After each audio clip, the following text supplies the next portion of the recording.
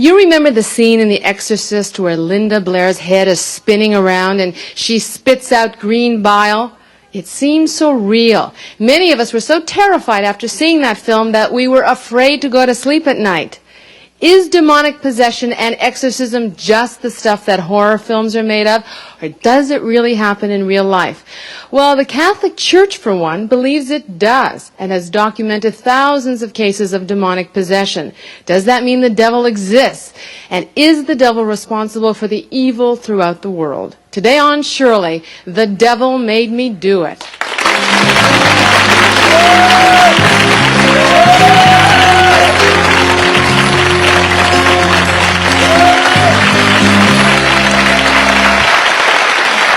I would like you to meet Mitchell. Now, apparently from the age of 9, Mitchell, you say that you have been plagued by encounters with a mysterious presence that you believe keeps threatening to take you over completely. Yes. How did it start? It started when I was 9, and all I can really remember was, so when you're 9, you don't remember that much, but I remember expressly going into a closet that we had, and all of a sudden, I had a weird howling noise, and for whatever other reason, I was totally petrified of that closet, and I would never go back in there again. And since then, things just kind of snowballed. How? Tell me how. Other things that have happened to you. Okay, for instance, there was one time when it really started was I was in my house studying, and my dad was away for the weekend, and my mom was home, and we had a smoke alarm, and the smoke alarm went off. So I went up to it, and I pushed the reset button. There was no fire. Fine. So then about 5 minutes later, it went off again. This time I became agitated, and I took off the battery. Next thing you know, it went off again. With no battery in it? With no battery in it. And then it progressed from there on where it would talk to me. So that I kept it in as a secret. Like, for instance, when I was in school, I was kind of small, so I used to get beat up a lot when I was a kid. And basically, I always hated that, but I never knew what to do about it, right? So all I know is one day it basically told me it'll never happen again. And then ever since then, whenever anybody would approach me or even like when anything would get violent, I would always win. Like by that I mean, it's like somebody walked up to me now and pushed me. It's like I blank out, and then when I get my own consciousness back, whoever like pissed me off or whatever you want to call it would usually either be lying on the floor or run away or whatever. And I had no idea like what caused it or how it happened, and the only way I could usually tell was by the blood on myself. So you had no recall about this happening, and you feel that something actually took over. Oh yes, definitely. And defended you. Yes. So this thing, whatever this thing is, it's not your enemy? You think it's your friend? Well, at times I think it's my friend, and then at other times it's my enemy, because what it loves to do is it loves to scare you. Like it feeds off fear. Okay, now something happened with your mother, where it wasn't really your friend. Okay, what happened was, my mother, especially my parents at first, they were convinced that I was like sitting there in my room drawing pentagrams and I was a Satan worshiper, and they were really perturbed about it because I kept telling them all these events that kept happening, yet they never actually witnessed them up to this point. So one day I was so frustrated that I sat there and I thought, I'm going to show her. Like, I mean, there must be something I could do to prove it to her. And I tried contacting it and just basically like asking it to give her a sign. And its version of a sign was a bitter. And I mean, I remember I was sleeping, and it was the middle of the night, and my mom woke up screaming, and her arm was it was like full of blood, and there was like teeth marks on her arm. And I know I didn't do it. But you went to a psychiatrist? Yes, my parents, they thought I was schizophrenic because I was hearing voices. So they sent me to a psychiatrist, and I had a CAT scan done, and I had IQ tests done, had numerous tests done, and everything turned out normal. So you're a normal guy who hears voices, who thinks you're possessed by something? Yes. Are you afraid of this thing? Because I understand you're afraid that you actually might kill someone one day and that you might not know that you did it. Exactly. That's the thing. Like, whenever I'm about to get in a fight, whenever I see there's a chance of a physical encounter, I'm always really try to back down or do whatever I can to get out of it. Because I know once it kicks in, like, that's it. There's no tomorrow. Like, I usually just, all I know is I only snap out of it when a person's either, like, severely bleeding or he's lying on the floor. I mean, there's been lots of times where I've gone out and people attack me and I totally, like, hospitalize them. And yet, I'm not a violent person by nature. I mean, now this thing, whatever this thing is, you feel powerful. Oh, yes. But yet, something happened in the attic that frightened you. Tell us about the attic story. Okay, there was one day I'd broken my foot, okay? And I had a cast on, and I was with my friend over here, Frank. And we were up in my attic, and my parents were away for the weekend. They seemed to be away a lot when it started happening. And we were upstairs, and we're just sitting there, and first thing that happened was Frank and I were sitting beside each other watching TV on the couch. And next thing I know, Frank looks over at me, I look over at Frank, and Frank jumps like 5 feet out of the way, which scared me. And then he runs to the opposite corner of the room, and he sits there, and he stares at me, and he goes, "Mitch, don't come near me." And I was wondering, what's wrong, Frank? And then he tells me my eyes are all red, and then I'm scaring the heck out of him. So I go, "Oh, Frank, I mean," the funny thing was, first I tried to reason with him, and then all of a sudden something else took over, and I felt it's like either having a fever or like drinking 10 cups of coffee, like you're full of caffeine and you're full of adrenaline, and I felt totally omnipotent. Like it just, and I guess my eyes were that way, I couldn't tell, Frank could. But the thing was, something inside my mind kept telling me to hurt Frank. And I don't know why, I had to fight it. Like, I just kept laughing and giggling. I thought it was things happened in the room as well? Yes, what happened was after that point, we heard steps, Frank and I. Okay, let's meet Frank, okay? Frank, you were, as Mitch said, you were in the attic with him, and you were his friend for many years. You can understand why we might be a bit skeptical about what Mitch is saying, but you were there and you saw everything. Yes, I experienced firsthand something that I have never witnessed or gone through or wish to ever go through again. Okay, just pick up the story where Mitch left off. Well, just like Mitch had began to explain, we were watching TV that evening, and I looked over to Mitch, and his eyes were almost like a flaming red color with no pupil whatsoever. So I was immediately alarmed, and I retreated to the corner of the room, which was near the door to perhaps exit. I wasn't quite sure what to do. Things had settled down after that point. He explained that these things have happened in the past, and that I shouldn't be too alarmed. So we just continued to watch TV. At that point of time, just shortly thereafter, we heard footsteps downstairs on the first floor of Mitchell's house. Knowing the fact that we were the only two there other than Mitch's cat in the room in the attic on the third floor, I was very concerned. And Mitch just laughed and said, basically everything will be fine because there's nothing really to be too alarmed about because this happens quite often. And what happened? Just things had settled down briefly. A couple of minutes later, we both again heard this footsteps, like a thundering noise coming up the stairs from the first floor. They progressed onto the second floor, and there was only the one staircase that leads to Mitch's room, which is basically an attic room. And they came up, and they kept rising until they basically had stopped outside Mitch's door. So I was very concerned, and we both decided that we should close his bedroom door and try to decide on what action we should take from that point. So Mitch got onto the phone and called a friend of his who was sort of helping Mitch through this at the time, and explained some certain passages from the Bible and what to read and what not to. So you had a feeling then, Mitch, that this thing, this entity, was coming to visit. Oh, I could tell whenever it was coming because... How could you tell? Tell me what you felt. Okay, the first thing you felt was, have you ever heard that expression when you walk over somebody, you just stepped on somebody's grave? What, like a shuddering cold feeling all over you? And it would also get cold in the room. Sometimes to the point where like you would breathe and you could see it, the smoke coming out. Frank, you corroborate this? The room was so cold you could see your breath? Yes, so to the point where you get goosebumps from head to toe. When now things started twirling around this room? Yes, at that point of time, it sounds quite bizarre. It sounds like something out of a movie. It does sound like something out of a movie, and it's hard to believe until you've actually witnessed this and experienced it. It's too far-fetched to believe. And screws were coming out of the walls? Well, what would happen? Things were flying through the air at that point in time. There was everything from pocket change to stuffed animals to tape cassettes, which had nearly missed. Which had near missed Mitch. So at that point of time, Mitch was still on the phone at that point of time, and I was at the door. We closed the door, and as I was standing by the door, leaning against it, Mitch had a coat hanger that was screwed into the door, and both he and I witnessed the screws just come right out of the door as if there was an invisible screwdriver there at such a rapid pace.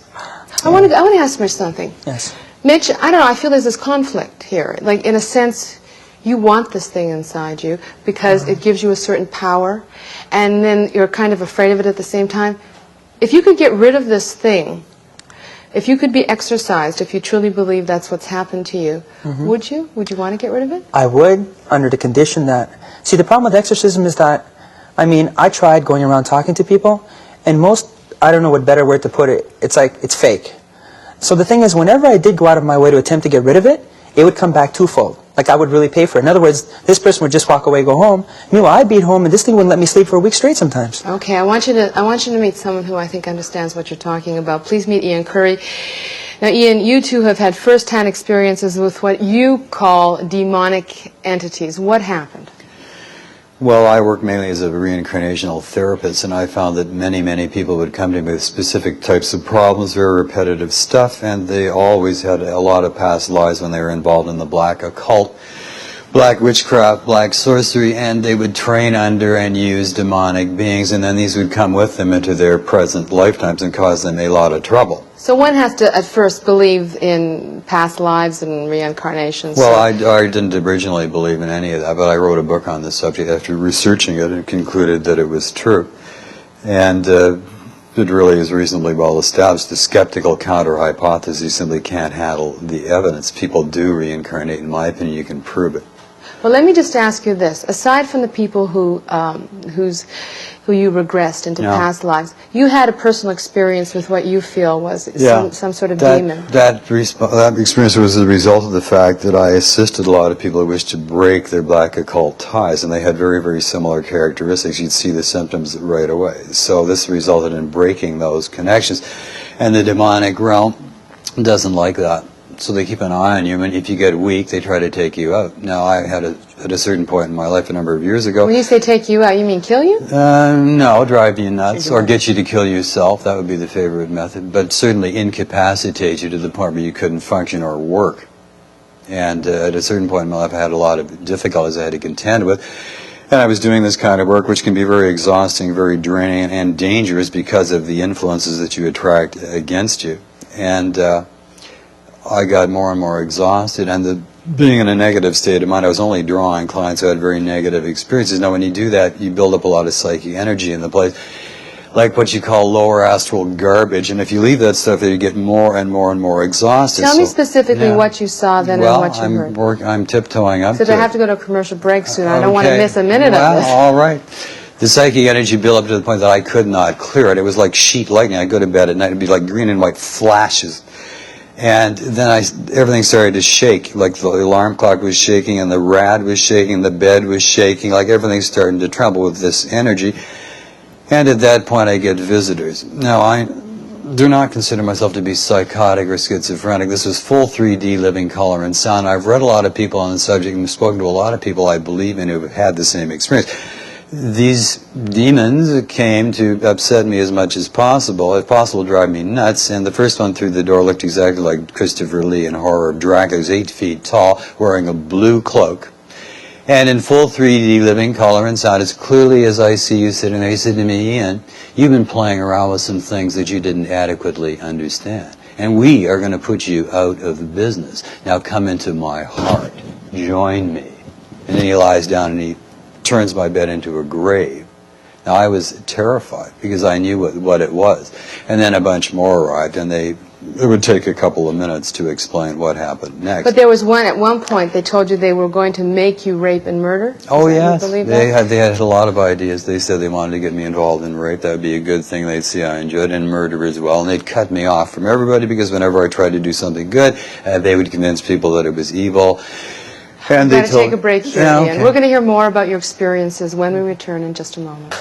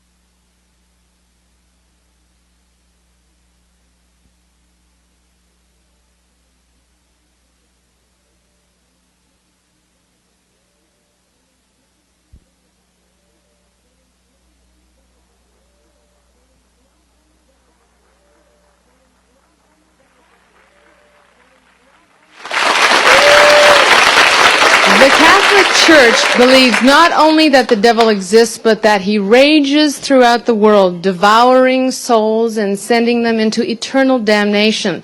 In 1986, Pope John Paul II spoke of the existence of diabolical possession. And, believe it or not, there are 4 official exorcists in Rome. Father Bill Comerford is a Roman Catholic priest. Now, the stories that we heard from Ian and Mitchell, they sound incredible. And yet, the Catholic Church believes that this sort of thing really can and does happen. Based on what? Based on experience, based on history, based on our knowledge of Jesus, the one who came and set us free, and his victory over Satan. He dealt with Satan. And today, in my work, I'm familiar with Satan.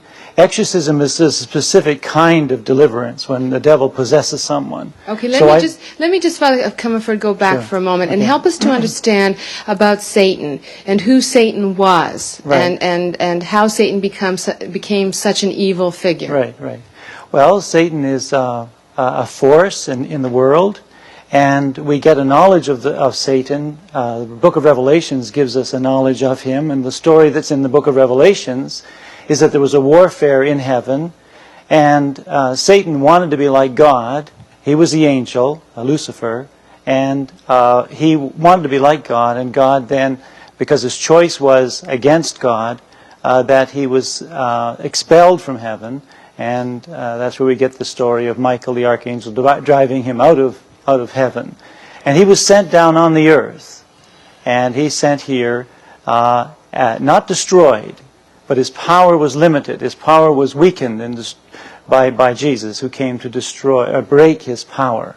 So he does go about roaming the world, as St. Peter says, seeking the ruin of souls. So that's who Satan is. Okay, let's talk about your years as a priest. People have come to you, Yes. talked about the devil, That's right. and what have they said to you? Well, the influence is there. It's great. I see it in my own life, where if in our own lives we allow sin to take over a part of our life, or I've seen it in other people who what Satan does, he hooks into our brokenness, into our human weakness. For example, a person that has a problem with anger can easily have a rage within him. See, so I gave one example I can give where I was dealing with a man who really was troubled with a specific problem. It was masturbation, and I saw, as I explained to him, that his trouble deep in his heart was greater than the problem. In other words, he shouldn't have been as troubled as he was. And so I thought there might have been a spirit there that hooked into his brokenness. And so I took authority over that, and there was a real sense of peace in his heart. So you helped deliver him from that? That would be a deliverance. That's deliverance. Different from exorcism. Okay, all right, what is exorcism then? Exorcism is that taking that authority where there's possession, where a person is possessed by the devil takes over the whole person, their will. And when we saw the film The Exorcist, we'd say where the person was levitating and crawling up the wall and all that. Extraordinary things. Well, that would be, we could say that's possession. Well, then Satan we seldom see it. I mean, in the normal walk of life. But we often, we can often find that people come under the influence of Satan, because he can, there's obsession and infestation. But why would Satan be content with just having part of a person? Why wouldn't they want to go for the whole thing? Well, it depends. A person, if they gave themselves over to Satan, then it's possible that Satan could take over, But sometimes, because of human weakness, that we leave ourselves open to Satan.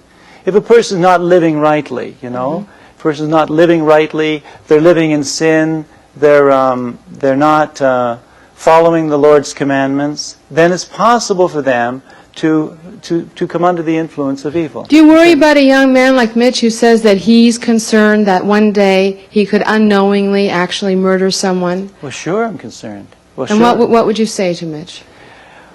Well, I had the advantage of meeting Mitch earlier, and I would say to Mitch, I said to Mitch, I believe I may be able to help you I don't know quite at this point what the process would be. I think one of the things that needs to be is Mitch to have someone to listen to him, to love him, show him that they're really concerned about him, and then deal with him and his own heart and his relationship to God. You know, he said he can't pray. Well, then you sort of start and see if you can get his heart open. But you go to church, don't you, Mitch? Not really. Do you ever go? See, I've been confessed and I've gone to First and Second Holy Communion, but ever since I was a child, when somebody put the Holy Host in my mouth, I'd get sick. You actually get sick to your stomach? Like, I actually throw up. Father? Well, that's what he's saying. I have no trouble accepting, you know, the greatest, what a fellow says in his experience tells us something. All right, well, I can't explain it, you know. Now, in helping to deliver people, you work with Joan Green. That's right. I want you to meet Joan. Now, Joan, you actually believe that you can sense evil. You can feel it. To explain what you mean by you sense it and you can feel it. Well, I sense it by all that goes against what I feel about Jesus, which is a lack of peace, which is I've experienced tremendous coldness. I've experienced people not being able to tell the truth, and those kinds of things. You sense any in this room today? Is there any evil in this room? We're talking of the devil, of Satan. Do you feel Satan's presence here? I feel some uneasiness around and some tension around. And could that be, in your opinion, the devil? Very well could be. Okay, do you feel that everywhere you go? No, not You don't. Okay, now how do you feel it? Can you explain to me how you actually physically feel it? I feel it inside. I feel it inside. What do you do when it happens? Well, I just pray. Thank you. All right, my next guest is Professor John Maher. Now, he has studied religion at the University of Notre Dame, Princeton, and the Sorbonne in Paris. He currently teaches religion at the University of Toronto. Professor Maher, let's just talk about what Father Comerford said. This belief in Satan, demonic possession, deliverance. What do you think? What Father Comerford has said certainly is, as he well knows, a very traditional position, not only within the Roman Catholic Church, but many other Christian bodies as well. There are a couple of things about it that are potentially a little misleading. Certainly the sketch he gave of the account of the war in heaven in the Apocalypse is basically accurate.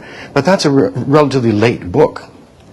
And it's striking that in the Hebrew Scriptures we don't get Satan represented in anything like the way in which he appears in some of the parts of the New Testament. Satan is one of the courtiers, one of the officials of heaven, a friend of God, rather than an enemy. In the book of Job, he occupies an official position as head of the Secret Service and the crown attorney. But at any rate... Do you believe in the existence of a devil, of demons? As a person who teaches religion? I haven't been persuaded yet, the sort that Father Comerford is talking about. We've got a mix of demonic happenings here so far. The kind that Mitch was talking about is at the level of folklore in the poltergeist type, not necessarily an evil figure at all, except with respect to blacking him out in acts of violence. But the main interesting story that he told is not a particularly evil. It's a bratty spirit, not a really evil, nasty. Do you believe in bratty spirits? I possess one. Or one possesses me. That's cool.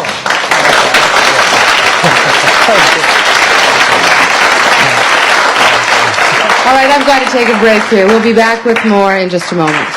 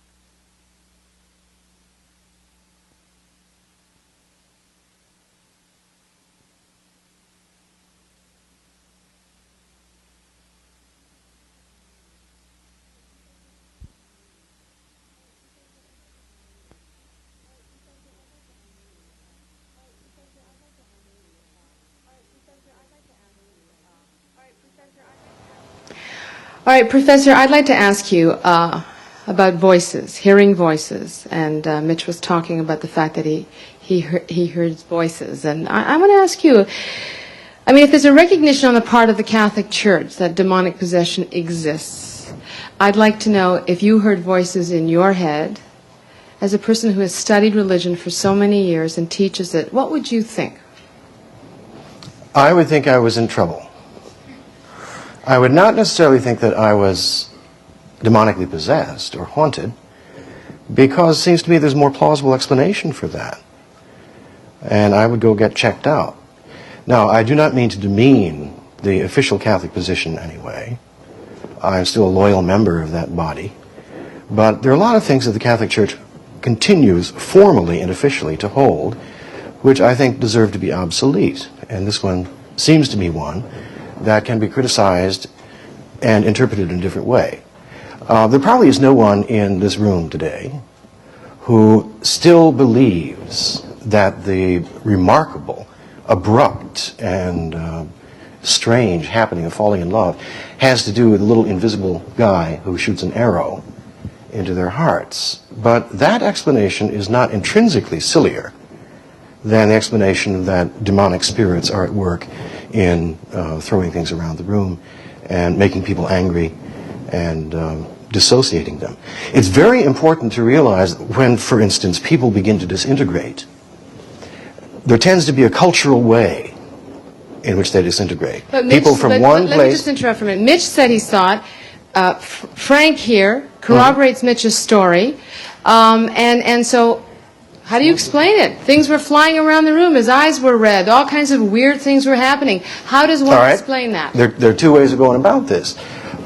Certainly one can entertain this as a hypothesis. I don't rule it out as absolutely as a possibility. But we have lots of things on record whereby 2 people, 90 people, 1,000 people simultaneously have the same hallucination, or at least a close enough version of it that they corroborate one another's stories.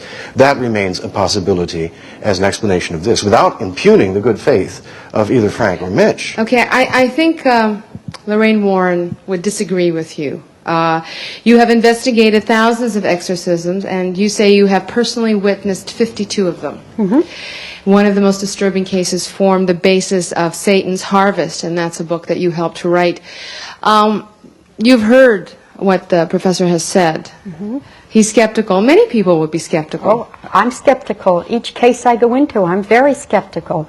But we must keep an open mind. Tell me about the case that was the basis for your book. In 42 years of research, we have to be very certain when we go in.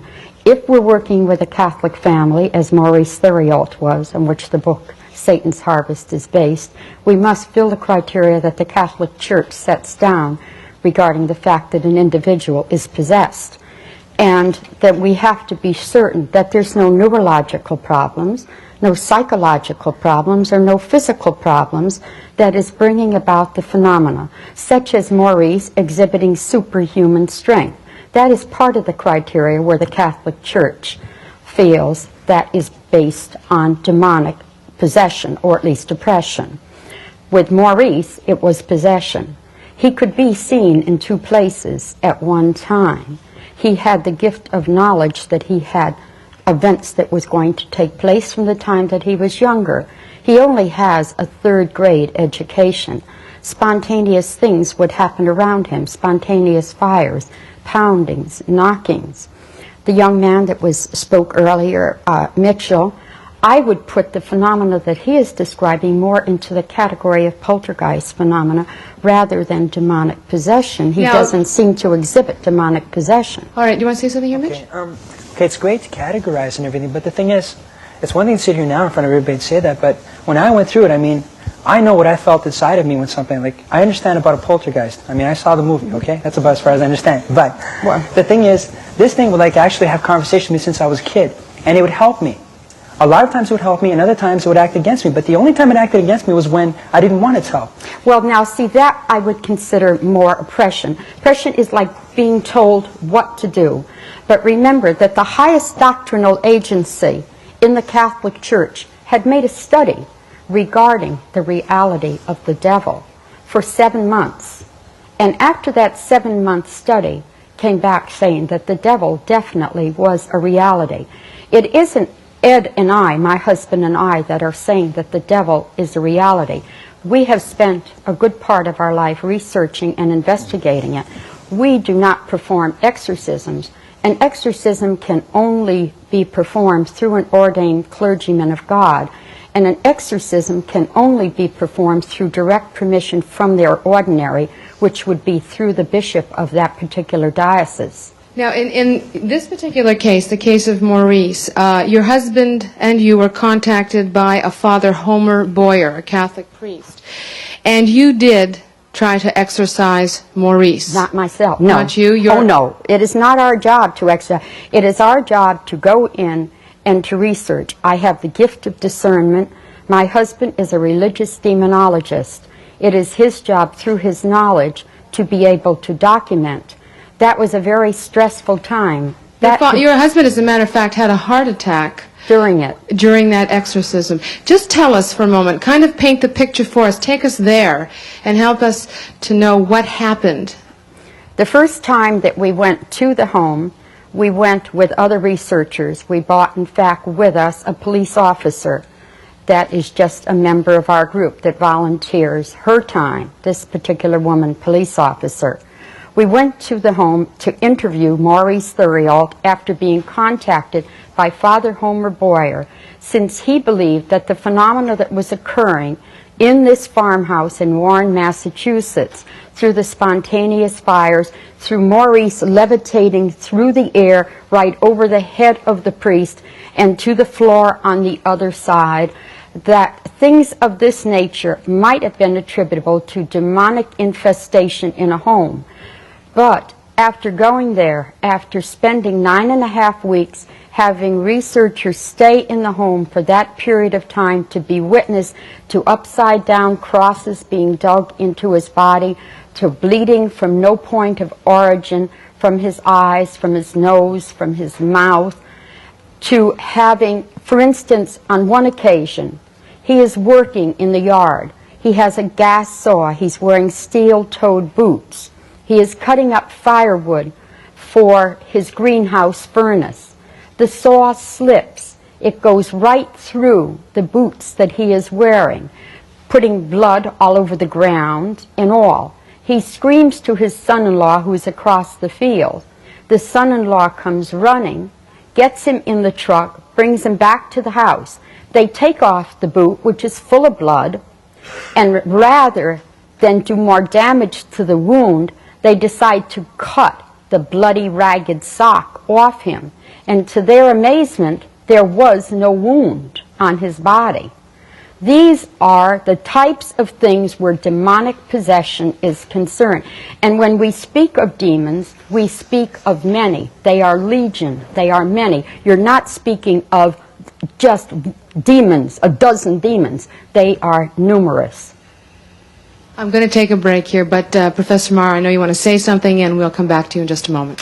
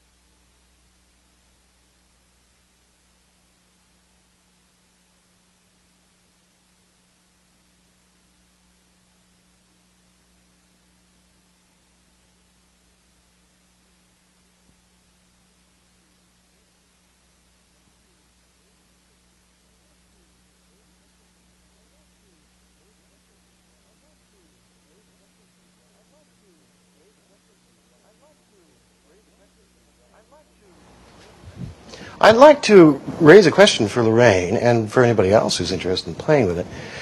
One of the things that has puzzled me and made me curious about the accounts, either individually or in general, about the control by Satan over the world, is that so much of the stuff that gets reported seems in the long run to be stunts. Relatively trivial stuff, levitations. What do we get out of that? A wound that isn't a wound. I mean, what is being accomplished? I would imagine that if we pooled our resources about how to run a satanic program, if we had the power to do it, we'd probably put together something much more plausible, like infesting the minds of the people who hold political power in the world and getting them to do great acts of destruction. But instead we get these things flying around the room, and we wind up with nice guys like Frank and Mitch coming to talk about it. I mean, we would want you destroyed, right? And totally distorted. Does it ever strike you that this is operating at a fairly trashy level? All right, let me... Not really.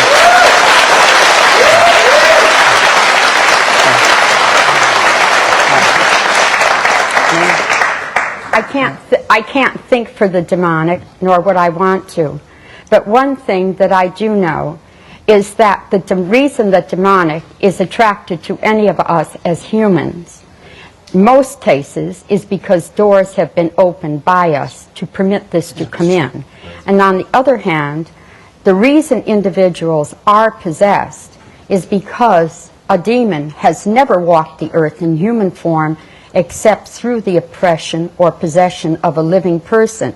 And we are a hated image to them because we are made in the loving image of Christ.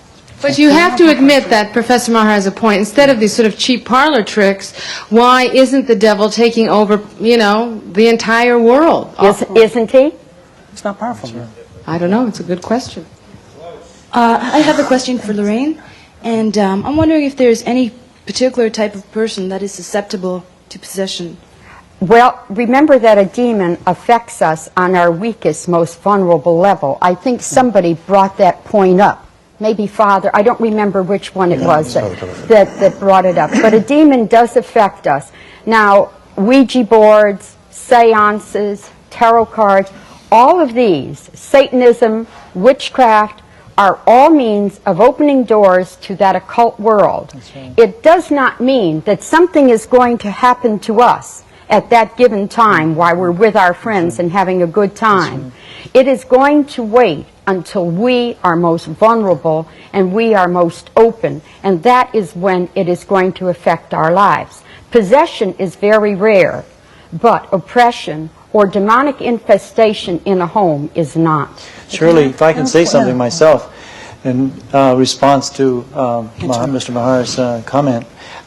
If you dealt, as I do with Joan, with people on the level of troubled hearts, if you saw some of the things that we witness as we work with people, then you surely would begin to realize, at least consider, that Satan's at work.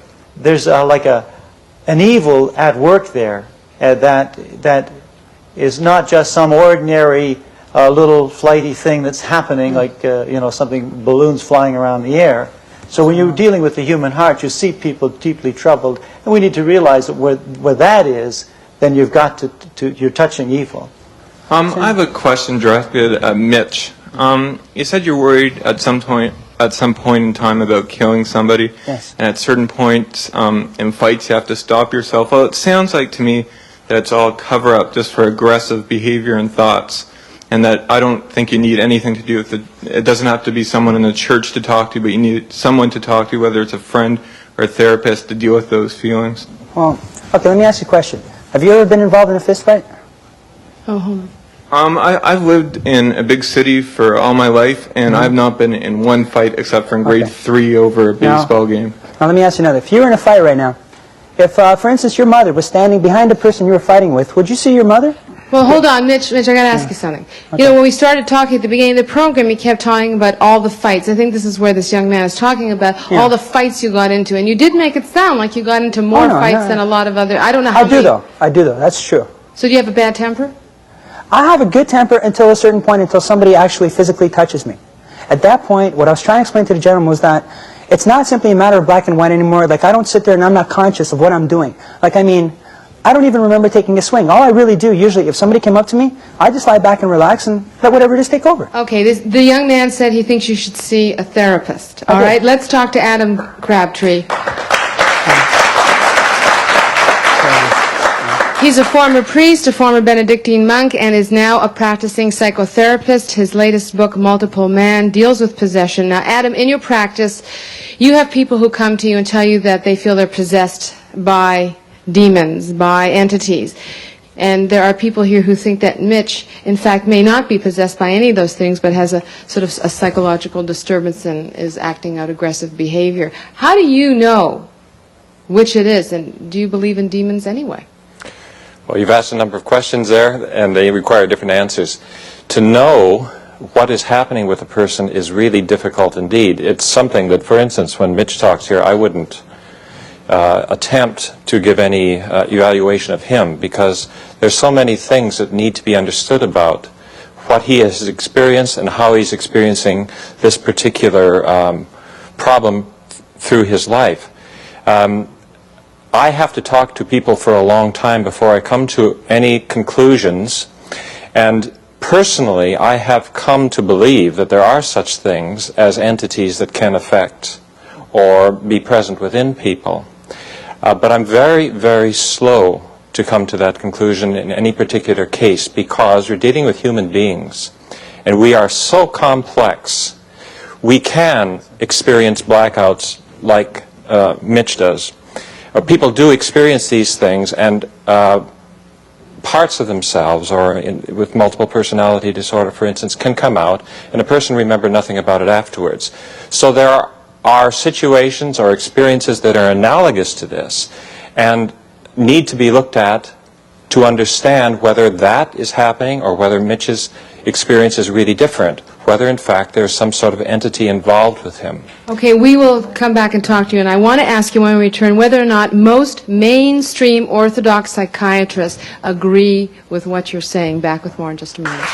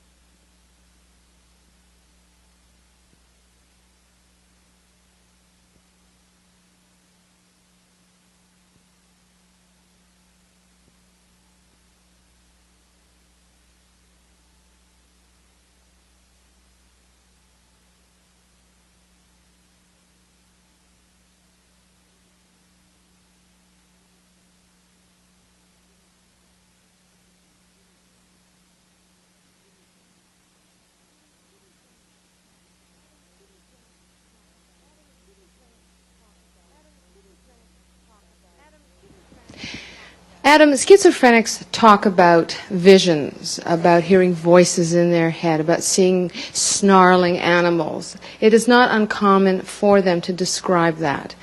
People who have a psychotic experience describe those same sorts of things. How do you know, or how do psychiatrists and psychologists and therapists know? How can they distinguish that? What we're talking about is demonic possession from a psychosis of some kind, or a schizophrenic experience. I think it's important for you to help us understand that, because there are people who watching this program who may think, well, there's nothing wrong with me because I'm hearing people telling me to do this or that in my head. I'm just possessed by the devil. But I'm really not emotionally disturbed like my psychiatrist says I am. How does one know? It's very difficult. In the more orthodox way of understanding these kinds of conditions, they would be considered to be mental illness of some kind or other, or a temporary hallucination or passing delusion of some kind, or perhaps something more profound and continual and lifelong. The criteria for, as far as I'm concerned, for distinguishing between mental illness and what may be some kind of an invasion from an entity is very difficult. There is, with people who have some kind of mental illness, there is usually some thought disorder, some way in which the mental functioning itself doesn't work well. But even that is not a good criteria, because there's no saying that a person may have some kind of mental illness and still have some sort of invasion from an outside influence or entity. There are many mainstream orthodox psychiatrists and psychologists who would take exception to what you said, I think. Yes. May I address that, please? Where a person is demonically possessed, there is outward manifestations. No mentally ill person can bring about outward manifestations, such as levitation, such as superhuman strength, such as these crosses being dug into a person's that isn't true. body. That is not true, because we know of situations where women have young, frail women, small, frail women have lifted cars to save a baby, I mean, there are situations where we have... Under certain conditions. Yes, under certain conditions, adrenaline flows when we feel it's a life and death experience. We have no choice. Outward manifestations do exist. And also, if a person possessed, it might be something in a very subtle way, then religious provocation is used to provoke what is in that person to bring about outward manifestations, so church officials can be witness to it.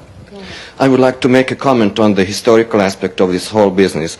As early as the turn of the 11th century, the Hungarian King Koloman, the book reader, proclaimed, and it became the law of the land, that there are no witches, and there was no prosecution of the witches, and there were no witch hunts, so the country completely was bypassed by the Inquisition, and I believe we are talking about the same devil that the Inquisition was dealing with. Mm-hmm. And you said he wasn't there then and he's not there now? Is that what right, okay. And that was the law of the land, and the church was present. I mean, we're talking a lot today about the church. There are other religions who believe in the demon, in the Dybbuk, in the devil, and I'd like you to meet my next guest. His name is Stephen Glass. He's the executive director of the Research Center of Kabbalah. And now, just explain to us what Kabbalah is.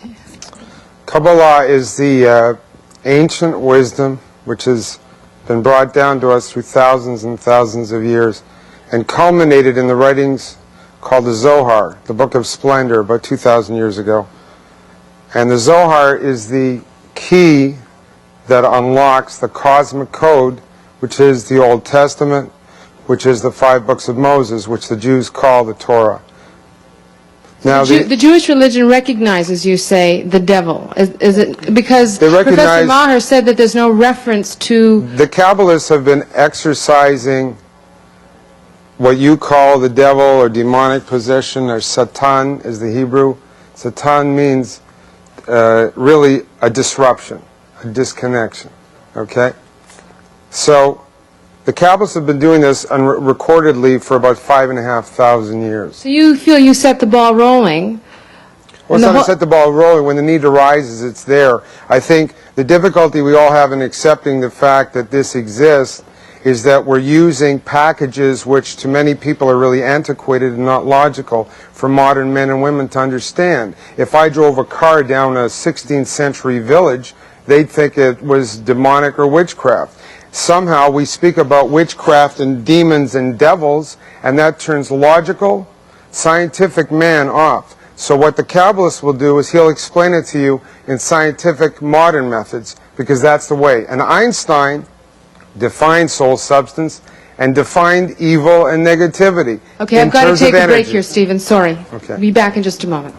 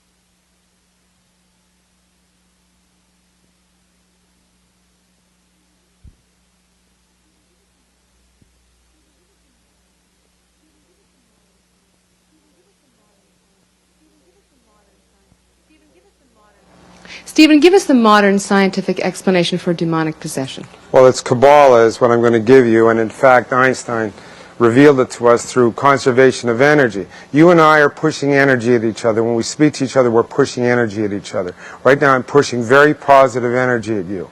When I push negative energy in terms of anger or hatred, whatever, it goes out. It just doesn't affect you, but it's stored somewhere. Energy is never destroyed. It's always conserved.